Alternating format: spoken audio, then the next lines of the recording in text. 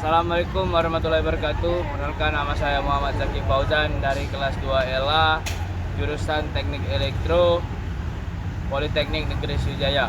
Video ini saya akan menjelaskan tentang fire and firefighting. Yang pertama itu definisi api. Api adalah benda atau bahan bakar dalam bentuk padat, cair maupun gas yang memiliki titik nyala dari pematik dan udara oksigen yang menjadikannya nyala api membesar.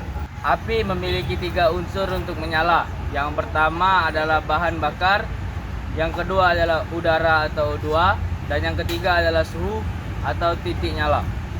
Kemudian tujuan pengetahuan dasar proteksi kebakaran. Yang pertama mengenai bahan dan isi, yang kedua menggunakan dengan efektif, dan yang ketiga menciptakan rasa peduli. Klasifikasi kebakaran. Pengertian dari APAR. APAR adalah alat pemadam api berbentuk tabung berisi bahan kimia yang ringan dijinjing dan mudah dibawa dan mudah dioperasikan oleh satu orang berukuran 0,5 sampai 16 kg. APAR sendiri memiliki beberapa kelas. Yang pertama adalah kelas A, kebakaran pada benda padat kecuali logam seperti kayu, kertas, karet, kain dan lain-lain.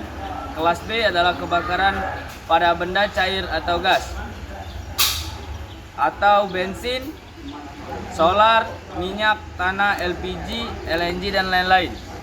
Kemudian kelas C yaitu kebakaran pada peralatan listrik bertegangan, dan kemudian yang D kebakaran pada benda logam seperti magnesium, zirconium, titanium dan lain-lain. Kemudian isi tabung APAR, yang pertama itu adalah water atau air, yang kedua adalah foam atau busa, yang ketiga adalah dry powder, yang keempat adalah CO2, dan yang terakhir adalah gas halon.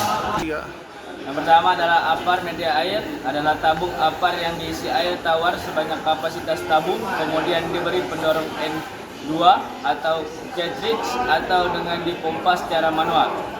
Kemampuan pemadaman yaitu untuk kelas A, sifatnya mendinginkan atau mempunyai daya serap panas yang besar, dan juga air beratnya relatif stabil, mudah disimpan dan mudah didapat. Kemudian APAR media powder adalah tabung APAR yang diisi powder, kemudian ditekan N2 atau cartridge. Yang pertama itu adalah powder kimia reguler, adalah tepung kimia yang relatif untuk memadamkan kebakaran kelas B dan C. Yang kedua adalah powder kimia multipurpose, adalah tepung kimia yang efektif untuk memadamkan kebakaran kelas A, B dan C. Kemudian yang ketiga adalah powder kimia spesial dry powder, adalah tepung kimia yang efektif untuk memadamkan kebakaran khususnya kelas B. Selanjutnya APAR isi CO2.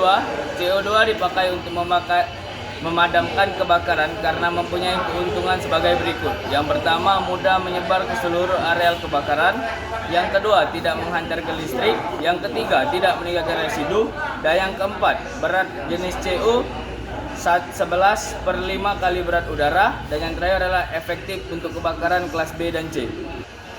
Selanjutnya, APAR media busa atau foam adalah tabung APAR berisi larutan kimia yang diberi tekanan N2 atau sistem pencampuran 2 kimia yang membentuk gelembung-gelembung busa di dalamnya yang bermuatan 1.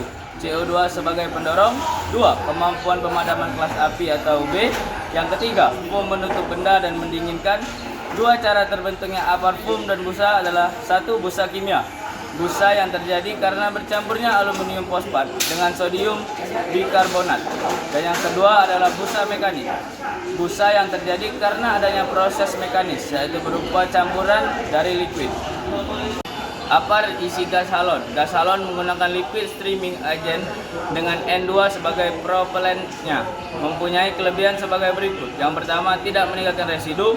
Yang kedua, berat jenis halon 5 kali berat udara. Dan yang ketiga, tidak menghantarkan listrik. Dan yang keempat, dapat memadamkan kebakaran kelas B dan C. Kemudian cara untuk menggunakan APAR itu sendiri itu disikat sebagai PAS, yaitu pull, aim, squeeze, and sweep. Sekian dari saya mengenai penjelasan fire and firefighting. Lebih dan kurang saya mohon ampun.